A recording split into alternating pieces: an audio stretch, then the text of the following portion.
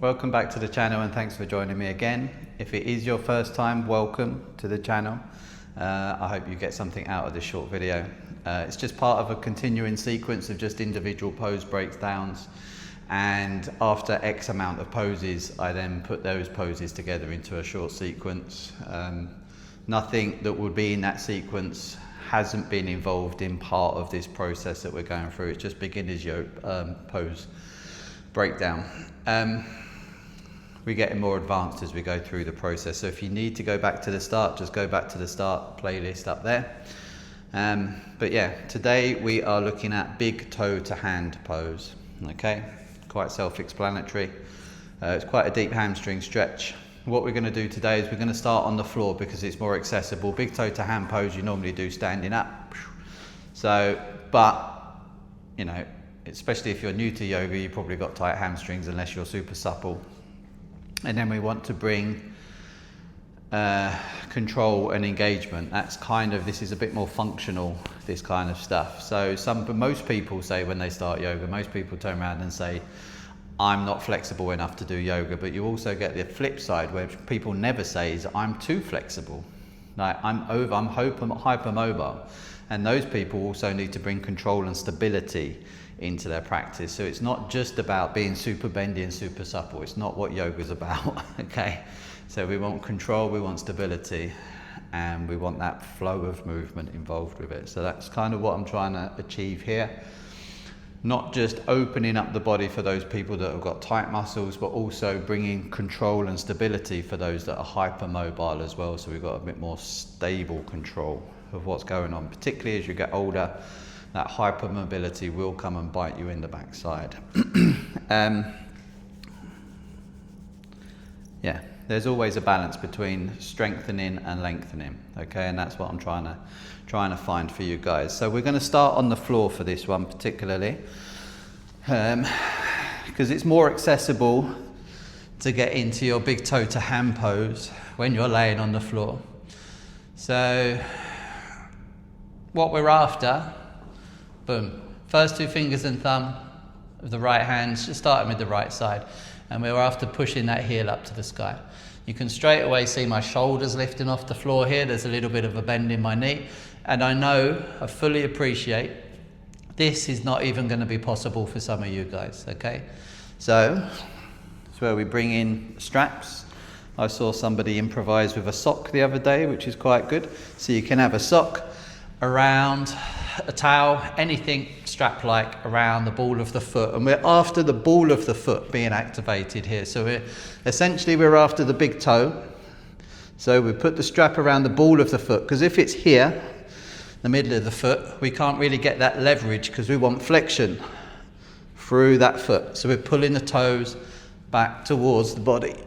Okay, so you can take the arm up the strap, anywhere up the strap is fine, and we're pulling the shoulder back towards the floor. I tend to take the left arm off to the left side, just out to a T. A little bit of Ashtanga in my mentality here. But we're pulling that right foot back towards our right ear. That's where it's heading, that direction. Okay, we want that right shoulder pulling down to the floor. And so where does the engagement come at? At the moment, there's a nice deep stretch down the back of the leg, okay? Engagement comes into that right quad. So we're strengthening that right quad to push that right knee away. So we're deepening the stretch down the back of the leg. Also, this left leg is active as well. So the left quad is engaged and pushing that thigh down towards the floor. That left foot, as you can see, the toes are pointing up to the sky, pulling back towards the body. So we're not here, we're not here, we're here. So nice engagement and energy through that left leg. Nice engagement through this right thigh, pushing the knee away, push the heel up to the sky, but pull the toes back towards this ear. Okay, retracting the shoulders back to the floor as well. So we're not kind of reaching, we're not up here, we're down here. Shoulder pulls back to the floor. So this is accessible with a strap. It doesn't matter if your foot's there and you're feeling a stretch, that's great. Keep that engagement in both the quads. Left thigh pushing down, left thigh pushing the knee away. Pull the toes back towards the body. Okay, that's what we're after.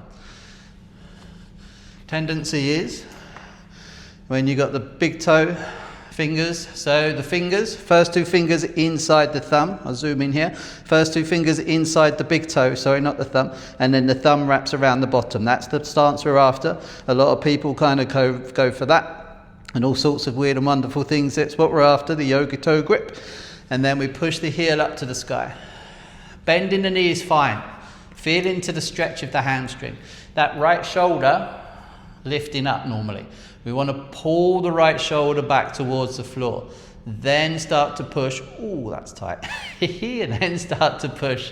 Engage that quad. So you can see the tension in that leg. My leg's not perfectly straight. I am human.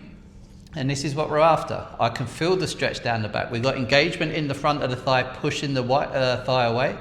And we've got a lengthening, down the hamstring into the calf. And that flexion of the foot gets into the calf, back of the knee, hamstring, down into the glute eventually.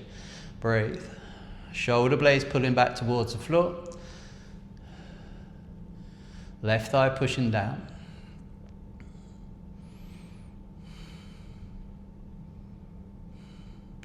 A nice addition to this while you're on your back is taking the foot off to the right side. So again, see that my hips haven't changed position. Tendency is people roll off to the side to get the foot down, that left hip lifts off the floor. We're not doing that. Go to what's available. Maybe you only get here. That's fine. Go to what's available. Keep pushing the knee away. So right quad's engaged, left quad's engaged, pushing the hip down, the thigh down. So the left butt cheek doesn't leave the floor. This is where that left arm comes into play off to the side. Palm face down tends to help a little bit more for counterbalance. Still pulling the toes back towards that right ear. So we are lengthening down the back of the right leg. We are lengthening down the inside. So hamstring and adductor stretch here. But we're also strengthening the shoulders, strengthening the quads for stability. Good. Foot back to center, gently release the foot, under control, back to the floor. Okay? So that is the reclined big toe to hand pose. So it's more accessible. So play around with that to start off with. So you're getting the opening in the hamstrings, in the hips, and you're getting that movement kind of plugged in. So you got familiar with the pose, with the feeling, with the stretch, with the engagement and whatnot from there. Okay, and then from there, we're going to go for the balance, the standing variation. So there's going to be a little bit of balance in this sequence. We've done some balance, we've done the tree pose as well, so you can check out tree pose if you need to check out tree pose and come back to the foundations of balance and stability. So again, it gets a little bit more progressive as we go through the sequence, but weight to the right foot, find a drishti, a focal point. If you know you're wobbly on your feet, gaze off the tip of the nose down towards the floor. Use that as an anchor point, pick a spot, a pattern on the floor. That's a nice grounding energy, more stable when we're looking at the floor.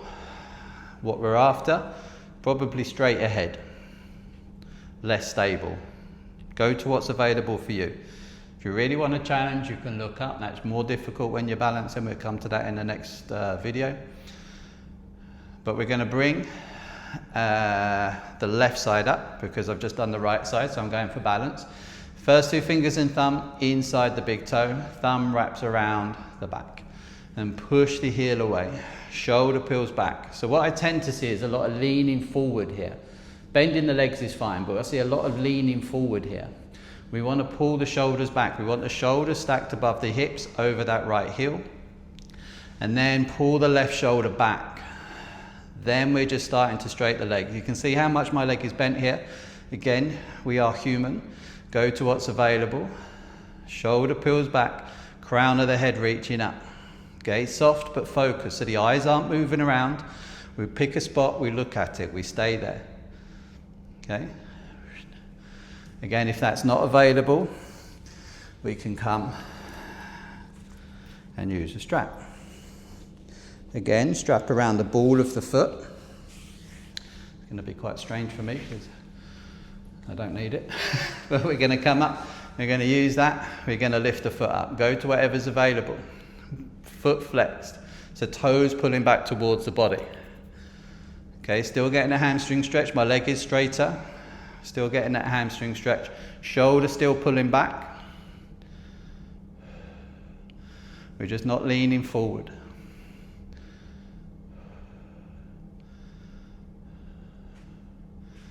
Good. Taking the foot down. I was going to say something, but I've completely forgotten what it was now. So weight to the right foot. Find your drishti. Big toe to hand. Push the heel away, shoulder pulls back. Then we've got that external rotation. Heel off to the side. Shoulders pull back. Still keeping the crown of the head up. This is where we start to push and pull each other. So we're pushing the heel away and we're pulling the toe back. This is where people pull themselves over. Nearly did it myself then. So it really changes the dynamic. Play around with it, see how it feels. Again, get used to opening up the body in the recline version. Get used to that lengthening and the strengthening. The push and the pull, forward, sideways. You can do that on the back without having to contemplate the balance and the stability. Okay? Then bring it into your standing posture. Play around with balance if you're not comfortable with balance. Then bring it into your standing posture.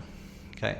It's a really good pose. It's good to play around with, and I'll be introducing a couple of transitions from balance to balance in our next sequence. I'm quite looking forward to that actually, because I like balance. Okay, well done. Any questions, drop them in the comments below. I'll be happy to answer them. I do sometimes miss things. Again, I am human. But much love, Dhanyavad, which is thank you, much gratitude.